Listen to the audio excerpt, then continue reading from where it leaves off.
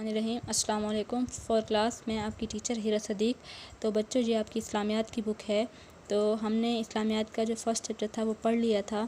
आज हम इस्लामियात का सेकंड चैप्टर पढ़ेंगे और वो है अरकान इस्लाम। हमारा जो फ़र्स्ट चैप्टर था वो अकायद पर था, यानी इस्लाम के अकायद के बारे में हमने पढ़ा था। इस्लाम के कितने अकायद थे? 5 अकायद।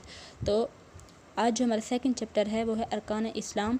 तो मैं रीडिंग करूँगी, आपने मीनिंग साथ साथ नोट करते जाना है। हम मुसलमान हैं और हमारा दीन इस्लाम है। इस्लाम अल्लाह ताला का पसंदीदा दीन है। ये एक सच्चा दीन है। इस्लाम दुनिया और आखिरत में भलाई हासिल करने और कामयाब ज़िंदगी गुजारने की हर तरह से रहनुमाई करता है। रहनुमाई यानी रास्ता दिखाता है। अरकान रुकन की जमा है, जिसका मायने है सतून या किसी चीज़ का लाजमी हिस्सा। हम आम लफ्ज़ों में बुनियाद कह सकते हैं। जिस तरह एक इमारत सतूनों के बगैर खड़ी नहीं रह सकती, इसी तरह इस्लाम की इमारत भी ख़ास सतूनों पर कायम है। ये सतून दरअसल वो अहम इबादात हैं जिनके बगैर इस्लाम का तसव्वुर भी नहीं किया जा सकता। उन इबादात को अरकान इस्लाम कहा जाता है। बच्चे हैं, इस पिक्चर में आप देख सकते हैं कि यहाँ पर 5 सतून खड़े हैं। ये 5 सतून जो हैं ये इस्लाम की 5 अहम इबादात हैं जो इस्लाम की बुनियाद कहलाती हैं। तो मैं आपको यहाँ बताते चलूँ कि बच्चे, जब भी कोई भी शख्स इमारत तामीर करता है तो पहले उसकी छत या उसकी दीवारें खड़ी नहीं करता, बल्कि सबसे पहले वो सतून खड़े करता है। क्योंकि अगर वो बग़ैर सतून के छत या दीवारें खड़ी करेगा तो बहुत जल्द उसके गिर जाने का ख़तरा है। लेकिन वो क्या करता है कि अपनी दीवारों और छत को मजबूती देने के लिए, अपनी इमारत को मजबूती देने के लिए सबसे पहले सतून कायम करता है, और फिर जितने उसके सतून मजबूत होंगे उतनी ही इमारत में मजबूती होगी। तो इस्लाम की मिसाल भी एक इमारत से दी गई है कि जिसके सतून 5 अरकान हैं जिन पर इस्लाम की बुनियाद कायम है। और वो 5 अहम इबादात हैं जिनका अदा किया जाना हर मोमिन मुसलमान के लिए ज़रूरी है। अब वो देखेंगे वो कौन कौन से हैं। इस्लाम के 5 बुनियादी अरकान ये हैं: तौहीद और रिसालत की गवाही देना, नमाज कायम करना, ज़कात अदा करना, रमज़ान मुबारक के रोज़े रखना, हज अदा करना। तो बच्चे, अब हम इनकी तफसील को देखेंगे तो आपको समझ आ गई होगी कि इस्लाम की जो मिसाल जो है वो एक इमारत से दी गई है। तो अब जो सतून हैं, जो 5 अरकान हैं, उनकी हम तफसील को पढ़ेंगे। तो बच्चों, हमारे पास जो पहला रुकन है वो क्या है? तौहीद और रिसालत की शहादत। तौहीद अल्लाह ताला पर ईमान, रिसालत हज़रत मोहम्मद सल्लल्लाहु अलैहि वसल्लम अल्लाह ताला के आखिरी रसूल हैं। शहादत गवाही देना। शहादत यानी गवाही देना कि अल्लाह के सिवा कोई इबादत के लायक नहीं है और हज़रत मोहम्मद सल्लल्लाहु अलैहि वसल्लम अल्लाह के रसूल हैं। इस बात की गवाही देना और ज़िंदगी में अपनाना हर मुसलमान का अव्वलीन फ़र्ज़ है। जैसे पहला कलमा ला इलाहा इल्लल्लाहु मुहम्मदुर रसूलुल्लाह, पहले कलमे को कलमा तौहीद कहते हैं। कलमा तौहीद भी कहते हैं और कलमा शहादत भी कहते हैं। तो बच्चे, ये हमारे इस्लाम का पहला रुकन है और हर मुसलमान का इसको दिल से अपनाना और इस पर अमल करना अव्वलीन फ़र्ज़ है। सलात नमाज। नमाज दीन इस्लाम का दूसरा अहम तरीन रुकन है।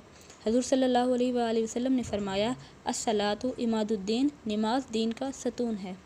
नमाज मुसलमानों पर रोज़ाना 5 बार फ़र्ज़ है। नमाज जन्नत की कुंजी है। कुंजी यानी चाबी है। कुरान मजीद में सबसे ज़्यादा ताकीद नमाज कायम करने की आई है। क़यामत के दिन सबसे पहले नमाज के बारे में पूछा जाएगा। नमाज बेहयाई और बुरे कामों से रोकती है, यानी दुनिया और आखिरत में कामयाबी का ज़रिया नमाज है। तीसरा हमारे पास जो रुकन है वो क्या है? ज़कात। ज़कात के लफ्ज़ी मायने पाक होना या बढ़ने के हैं। ज़कात एक माली इबादत है जो हर मुसलमान अपने माल के कुछ हिस्से से मुस्तहिक लोगों की मदद करते हैं। ज़कात की अदायगी से माल पाक हो जाता है। ज़कात भी इस्लाम की बुनियादी अरकान में से एक है।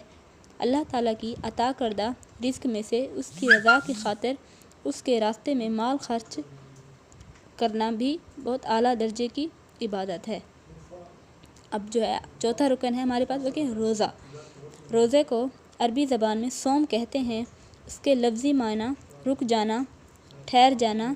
इस्लाम में रोज़े से मुराद अल्लाह ताला की रज़ा के लिए सुबह सादिक से लेकर ग़ुरूब आफ्ताब तक खाने पीने और दीगर ख्वाहिशात से रुके रहना रोज़ा कहलाता है। रोज़ा हर आकिल बालिग़ मुसलमान पर फ़र्ज़ है। आकिल यानी अक्ल रखने वाला, समझदार इंसान रोज़े की हालत में सारा दिन भूखा प्यासा रहता है। اس لیے روزہ رکھنے کی وجہ سے انسان کے دل میں دوسروں کی بھوک اور پیاس کا احساس پیدا ہوتا ہے۔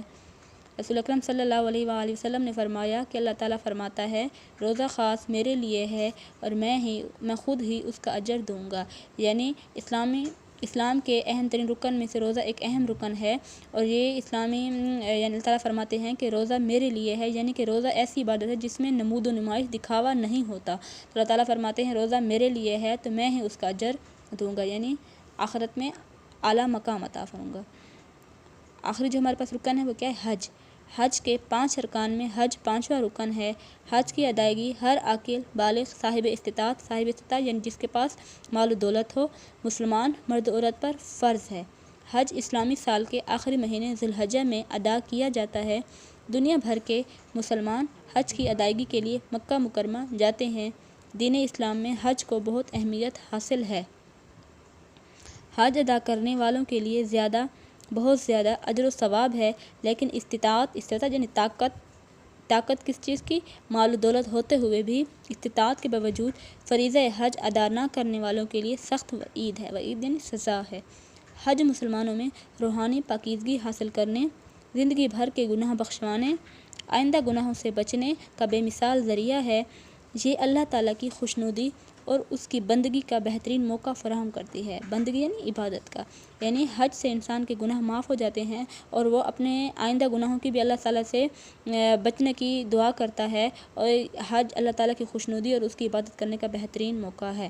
تو بچے، ہم نے اسلام کے 5 ارکان کو پڑھا ہے، تو یہ اسلام کے بنیاد ہیں اور ان کو ادا کرنا ہر مومن مسلمان کے لیے لازم ہے، اور اسلام کی عمارت جو ہے انہی 5 ستونوں پر قائم ہے۔ اللہ حافظ۔